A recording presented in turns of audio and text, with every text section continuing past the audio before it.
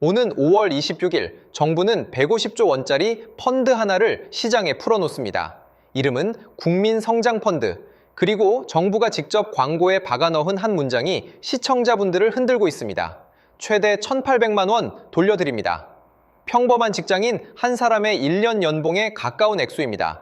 그 돈을 단순히 펀드에 가입했다고 진짜로 정부가 도장 찍어서 돌려준다는 겁니다. 게다가 정부가 약속한 이 펀드의 목표 수익률은 10적 %. 일반 적금이 3%를 못 넘기는 시대에 10조 %는 거의 5배가 넘습니다. 그런데 더 이상한 점이 있습니다. 만약 손실이 나면 정부가 먼저 손해를 보겠다고 합니다. 우리가 아니라요. 손실은 위에서, 수익은 아래에서. 어디선가 들어본 듯한 이 비대칭 구조의 진짜 정체는 한참 뒤에 풀어드릴 겁니다.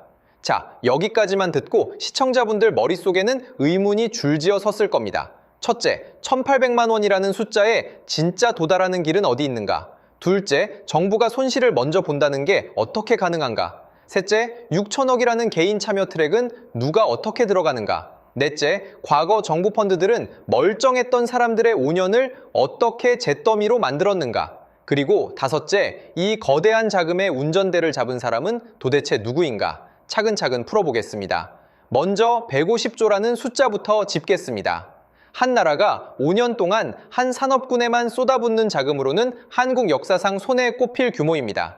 연간 30조, 한 해에 한 부처의 예산을 통째로 떼어 넣는 셈이죠. 이 150조는 두 갈래로 나뉩니다. 정부 재원 75조, 민간과 연기금 재원 75조, 정확히 반반입니다. 정부 75조의 출처는 첨단 전략 산업기금이라는 국가 차원의 산업정책 자금입니다. 쉽게 말씀드리면 정부가 산업의 미래를 책임지겠다고 미리 쟁여놓은 통장입니다. 그런데 이 150조가 다 한 곳으로 가는 건 아닙니다. 비상장 기업에 직접 꽂히는 자금이 15조, 간접 투자와 인프라 대출로 풀리는 자금이 135조. 비율로 보면 직접 꽂히는 게 10분의 1입니다. 나머지 90%는 시장 곳곳을 흐르며 산업 전반에 퍼집니다. 첫 의문에 대한 작은 답이 여기서 하나 나옵니다. 150조는 한 덩어리가 아니라 여러 갈래로 흘러가는 강줄기에 가깝습니다. 자, 그러면 시청자분들이 직접 들어갈 수 있는 출입구는 어디일까요? 여기서부터 6천억이라는 숫자가 등장합니다. 150조 중에 일반 국민이 직접 가입할 수 있는 공모펀드는 올해 6천억. 5년 동안 매년 6천억씩 누적 3조 원 규모입니다. 한국 인구 5,200만 명을 생각하면 한 사람당 평균 10,000원 남짓 들어가면 차는 액수입니다. 모두가 들어갈 수 있는 자리는 아니라는 뜻이죠. 좁은 문입니다. 첫 번째 문이 좁은 문입니다. 이 좁은 문을 운용하는 곳은 세 군데로 정해졌습니다. 미래에셋 자산운용, 삼성자산운용, KB자산운용. 그 아래로 자펀드라는 가지가 10개 뻗어 나옵니다. 모펀드라는 큰 줄기에 작은 가지 10개가 달린 나무를 떠올리시면 됩니다. 가지 하나당 400억에서 1,200억. 그리고 이 가지마다 60% 이상은 첨단 전략 산업, 그러니까 AI 반도체 같은 국가 지정 산업에 의무적으로 들어갑니다. 나머지 40%만 코스피 코스닥 같은 자유 종목에 풀 수 있습니다. 이제 본격적으로 시청자분들이 가장 궁금해하실 부분으로 들어갑니다. 세금이 어떻게 깎이느냐? 1,800만 원이라는 천장 숫자의 골조 한 토막이 여기 들어 있습니다. 단, 그 천장에 어떻게 도달하는지는 영상 끝에서 마지막으로 풀어드릴 겁니다. 세제 혜택은 3구간으로 쪼개져 있습니다. 투자한 금액 중 3천만 원 이하 부분은 40%를 소득에서 빼줍니다. 3천만 원에서 5천만 원 사이는 20%, 5천만 원에서 7천만 원 사이는 10%, 그리고 7천만 원이 넘는 돈은 공제 한 푼 없습니다. 계단식 문이죠. 위로 올라갈수록 문이 좁아지는 구조입니다. 예시를 들어볼까요? 연봉 5천만 원, 직장인이 1,000만 원을 넣었다고 칩시다. 1,000만 원은 1구간 안에 들어가니 40%, 즉 400만 원이 소득에서 빠집니다. 본인 세율이 15%라고 하면 약 60만 원이 통장에 다시 들어옵니다. 한 달치 식비가 통째로 돌아오는 셈입니다. 연봉 7,500만 원짜리가 5,500만 원을 넣으면 환급은 약 400만 원까지 늘어납니다. 같은 펀드인데 누가 들어가느냐에 따라 문 안쪽 풍경이 완전히 다릅니다. 여기에 또 한 겹의 문이 붙습니다. 분리과세라는 문입니다. 일반 펀드 배당에는 15.4%의 배당 소득세가 붙는데 이 펀드의 배당에는 9.9%만 붙습니다.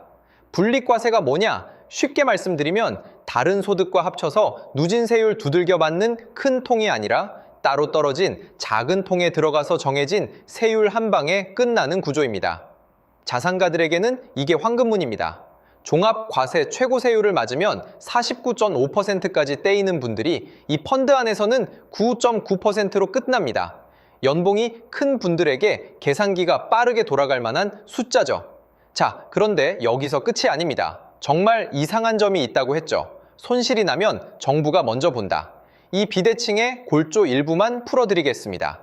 정부는 6천억짜리 공모펀드에 후순위 출자라는 형태로 1,200억을 함께 넣습니다. 후순위 출자가 뭔가? 같은 문 안에 두 사람이 서 있는데 비가 새면 정부의 어깨가 먼저 젖고 그게 다 젖은 다음에야 우리 옷에 비가 닿는 구조입니다. 만약 펀드에 손실이 나면 정부가 넣은 자금이 먼저 깎입니다. 비율로 따지면 약 20%까지가 정부의 손실, 우선 부담 구간입니다. 그런데 여기서 절대 오해하시면 안 되는 게 있습니다. 이건 원금 보장이 아닙니다. 정부의 어깨가 다 젖으면 그 다음 비는 우리 어깨 위로 떨어집니다.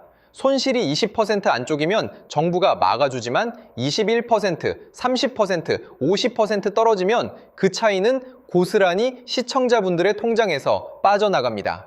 원금이 지켜지는 통장이 아니라 일정 구간만 우산이 받쳐주는 통장이라는 뜻입니다. 그리고 또 하나, 이 펀드는 폐쇄형, 정확히는 환매금지형 재간접 공모펀드입니다. 무슨 말이냐? 5년 동안 자물쇠가 걸린 문이라고 보시면 됩니다. 5년 안에 그 문을 부수고 나가면 환매 수수료가 붙습니다. 게다가 소득공제는 3년 의무 보유라는 또 하나의 자물쇠가 따로 걸려 있습니다. 3년 안에 빼면 그동안 받았던 환급금을 토해내야 합니다. 받았던 선물을 돌려달라고 정부가 손을 내미는 셈입니다. 자물쇠의 문입니다. 자, 그럼 이 거대한 자금의 방향을 누가 정할까요? 150조와 6천억과 1,200억 후순위. 이걸 어디에 어떻게 꽂을지 결정하는 자리는 투자심의위원회입니다. 그리고 그 위원회의 공동위원장 2명의 이름이 며칠 전 공개됐습니다. 한 명은 셀트리온의 서정진 회장, 또 한 명은 미래에셋의 박현주 회장. 정부 관료가 아닙니다. 한국 자본시장과 바이오 산업에서 가장 공격적이고 가장 노련한 두 민간인이 이 펀드의 키를 잡았습니다.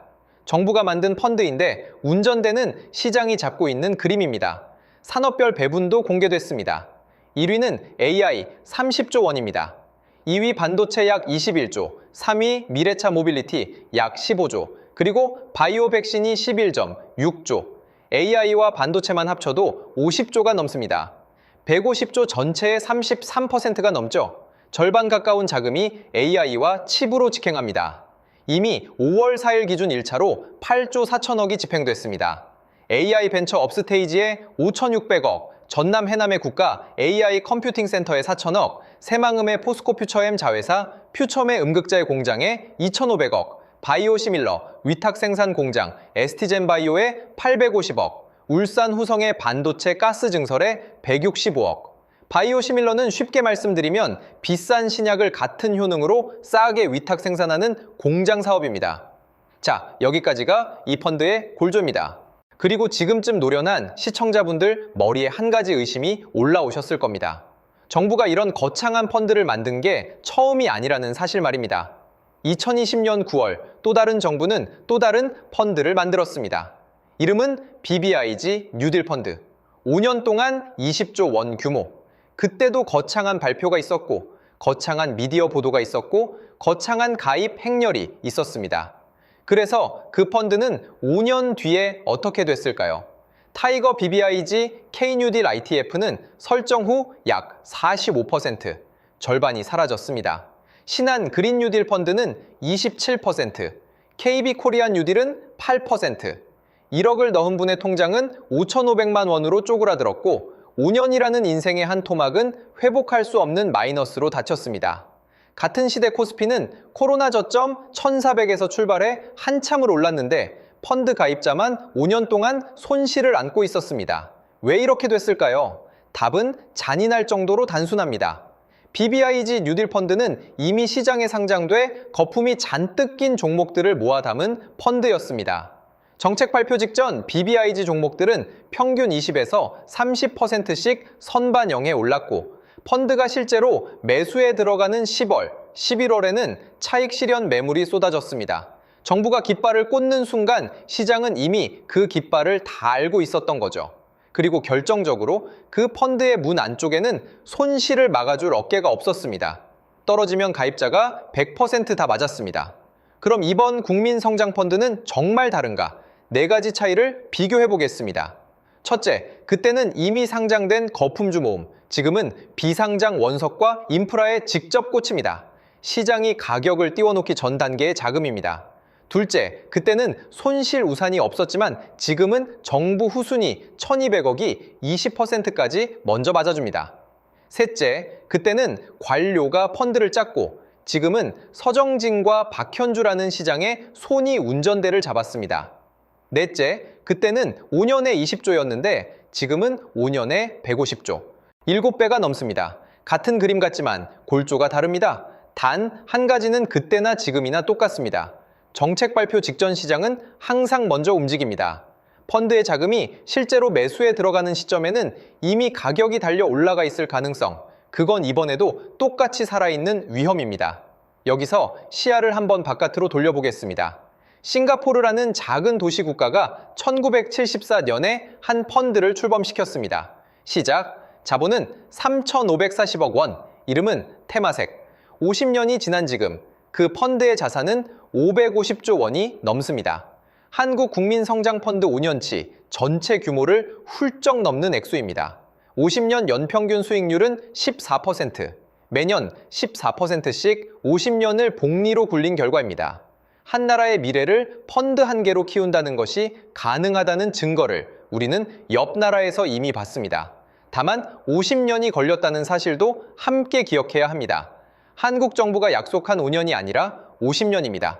자, 그럼 시청자분들 본인의 좌표로 돌아오겠습니다. 사회초년생, 일반 직장인, 자산가, 이 세 갈래로 갈라지는 분기점, 그러니까 본인에게 어느 문이 열려 있는지 보여드리겠습니다.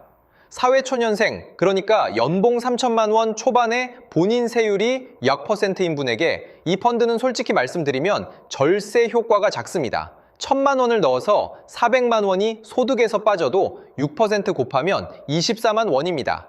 5년을 자물쇠에 채워서 24만 원 환급받자고 비상금을 묶기는 부담스럽습니다.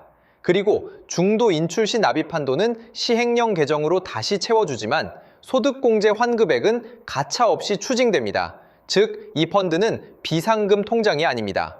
사회초년생에게 이 문은 사실상 닫혀있는 문입니다. 일반 직장인 연봉 5천만 원에서 7천만 원대 분들에게는 이 펀드가 처음으로 진짜 의미 있는 액수가 됩니다. 1,000만 원에 60만 원, 5,500만 원에 400만 원, 5년을 묶을 만한 보상이 잡히는 구간입니다. 직장인의 문은 빠듯하게 열려 있습니다. 그리고 자산가, 종합과세, 최고세율 49.5%를 맞고 사시는 분들에게는 이 펀드가 거의 절세의 황금문입니다. 49.5%가 9.9%로, 그러니까 5분의 1로 줄어듭니다. 여기에 한국은행이 발표한 한 가지 숫자를 더 얹어보겠습니다. 부가가치 유발계수. 무슨 말이냐? 1원을 산업에 넣으면 그 1원이 시장 전체에서 몇 원의 부가가치를 만드는가? 그 배수를 뜻합니다. 한국은행이 첨단 전략 산업에 매긴 개수는 0.873, 150죄 0.883을 곱하면 약 125조 원의 부가가치가 만들어집니다. 한국 GDP의 약 1%에 해당하는 규모입니다. 한 개의 펀드가 한 나라 경제에 1%의 흔적을 남긴다는 뜻입니다. 그리고 마지막으로 한 가지 더, 왜 하필 지금이냐는 질문입니다. 지금 세계는 모두 같은 곳을 보고 있습니다. 미국은 칩스법으로 약 70조 원, 정확히는 527억 달러를 자국 반도체 산업에 보조하기로 했습니다. 일본은 라피더스라는 반도체 신생 기업에 5조 엔을 쏟고 있습니다. EU는 칩스 액트로 430억 유로, 사우디아라비아의 PIF라는 국부펀드는 AI와 반도체에 수백억 달러를 풀고 있습니다. 게다가 2025년 12월에는 미국에서 생물보안법이 발효되면서 글로벌 제약사들이 중국 위탁 생산 공장을 떠나기 시작했습니다. 그 공백을 한국의 삼성바이오로직스, ST젠바이오 같은 CDMO 기업들이 빨아들이고 있죠. 쉽게 말씀드리면 밀류 사우디가 모두 자국 산업에 거대한 자금을 박아넣고 있는 시대에 한국이 가만히 차 있으면 산업의 문이 닫힙니다. 150조는 단순한 투자 상품이 아니라 한국 산업의 생존 전략이라는 뜻입니다. 그리고 이 시대는 기다려주지 않습니다. 자, 여기까지 오신 시청자분들, 첫머리의 숫자 하나가 아직 풀리지 않은 채로 남아 있습니다. 1,800만 원. 정부가 광고에 박아넣은 그 환급의 정체입니다. 답을 드리겠습니다. 1,800만 원은 정부 자료가 명시한 최대 소득공제 환급 가능액의 천장입니다.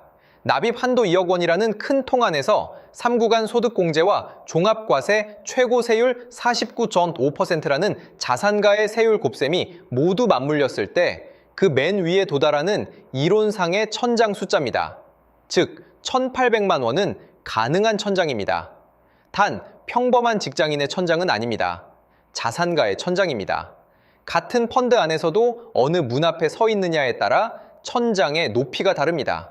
그리고 이 천장에 도달하려면 3년을 묶어야 하고 5년을 자물쇠에 채워야 하고 중도에 빼면 환급은 추징되고 환매 수수료를 물어야 합니다. 받은 선물을 토해낼 수 있다는 것, 그것이 이 1,800만 원의 진짜 가격표입니다. 환급무는 안에서도 자물쇠가 걸립니다. 마지막으로 시청자분들이 직접 결정하셔야 할 한 가지 갈림길만 남기고 마치겠습니다. 2026년 3월 말 기재부는 기존 IISA 계좌로도 이 펀드를 매수할 수 있다고 발표했습니다. ISA 연동, 쉽게 말씀드리면 기존에 갖고 계신 절세 통장을 그대로 이 펀드에 붙일 수 있다는 뜻입니다. 일반 ISA에는 서민형 비과세 한도 400만 원, 연 납입 한도 2천만 원이 있습니다. 그리고 신규로 만들어지는 국민성장 ISA가 따로 있습니다. 둘 중 어느 쪽이 본인에게 유리한가? 투자할 총알이 2천만 원 이하라면 기존 ISA를 활용하는 쪽이 단순하고 그 이상을 굴릴 뿐이라면 신규 국민성장 ISA를 따로 여는 쪽이 더 큰 소득공제 40% 트랙을 가져갈 수 있습니다. 어느 문 앞에 자리를 잡을지, 얼마를 어디로 흘려보낼지, 그건 시청자분들 본인의 좌표에 달려 있습니다. 5월 26일 본인의 문에 자물쇠를 잠그기 전에 본인이 사회초년생인지 일반 직장인인지 자산가인지 그리고 5년이라는 시간을 정말 묶을 수 있는지를 먼저 확인하셔야 합니다. 1,800만 원이라는 숫자는 진짜 존재합니다. 단, 그 숫자에 도달하는 문은 좁고 길고 한 번 들어가면 쉽게 되돌아 나오지 못합니다. 오늘은 여기까지입니다. 다음 영상에서는 이 펀드의 첫 1년이 실제로 어떻게 흘러갔는지, 그리고 1차 집행된 8점, 4조의 수혜 기업들의 주가가 어떻게 움직였는지 추적해 보겠습니다.